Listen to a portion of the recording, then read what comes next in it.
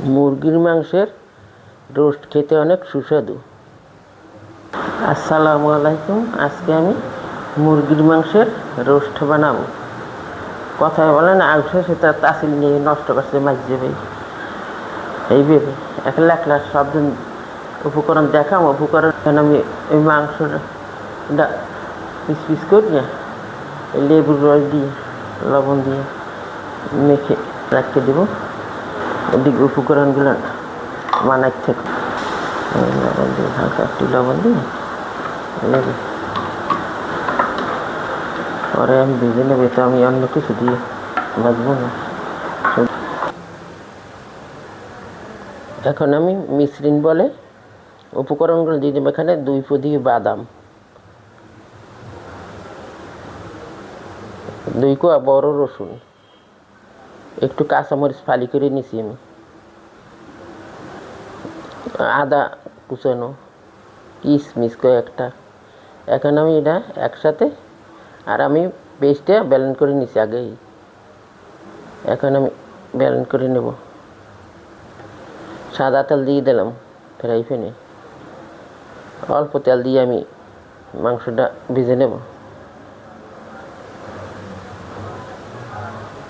এইভাবে হালকা ভেজে নেব, আমি বেশি ভাজবো না। বেশি ভাজলে এটা শক্ত হয়ে যায়। এইভাবে হালকা ভাজলে এটা ভালো হয়। আর আমি ঢাকনা দিয়ে ডেকে দেবো। ডেকে দিলে মাংসের ওই একসাথেই সিদ্ধ হয়ে যাবে। পরবর্তীতে আর কোনো ঝামেলা থাকবে না। এক সাইডটা হয়ে গেছে হালকা হালকা ভাজা। এখন অপর সাইডটা উল্টেই দেবো। এইভাবে মাংসের রোস্ট বানাইলে এটা খেতে অনেক সুস্বাদু হয়।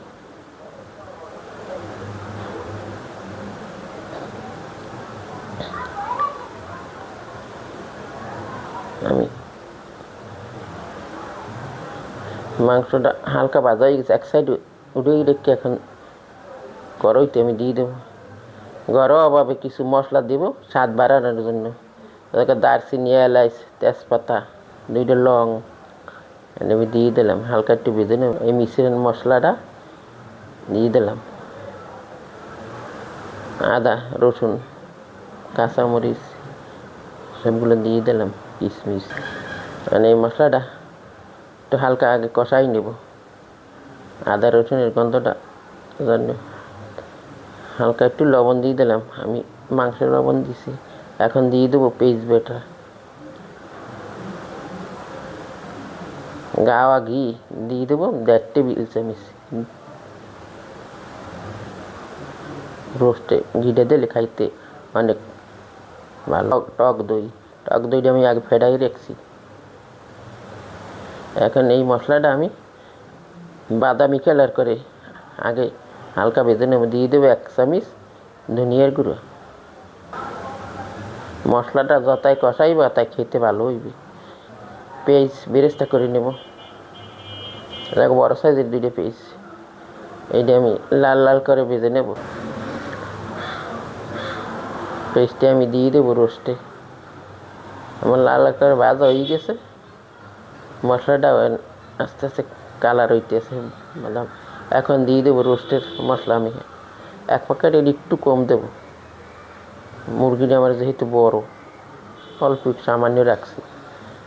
এখন মশলাটা ভালোভাবে আবার কষাই নেব। মশলাটা ভালোভাবে কষানো হইলে খেতেও ভালো হইবে। এই বাদামি কালার হয়ে গেছে একেবারে সুন্দর। আমি তেল কম দিছি কিন্তু। এখন দিয়ে দেবো গরুর তরল দুধ। আমি গুঁড়ো দুধ দেব। দিয়ে দেবো ভাজা মাংসটা। হাত দিয়ে দিই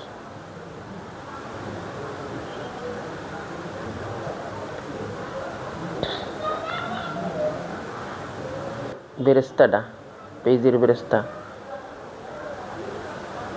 সামান্য একটু চিনি, 1 চামচ এরকম চিনি দিয়ে দিলাম একটু স্বাদ বাড়ার জন্য।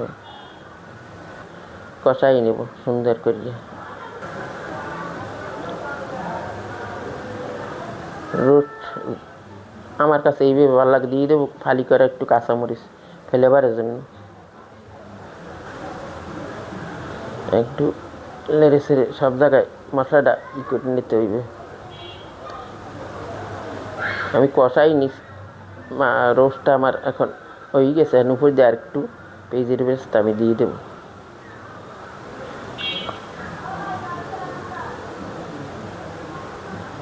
এইভাবে বানাই খেয়ে দেখো, অনেক সুস্বাদু এই রোস্টটা খেতে।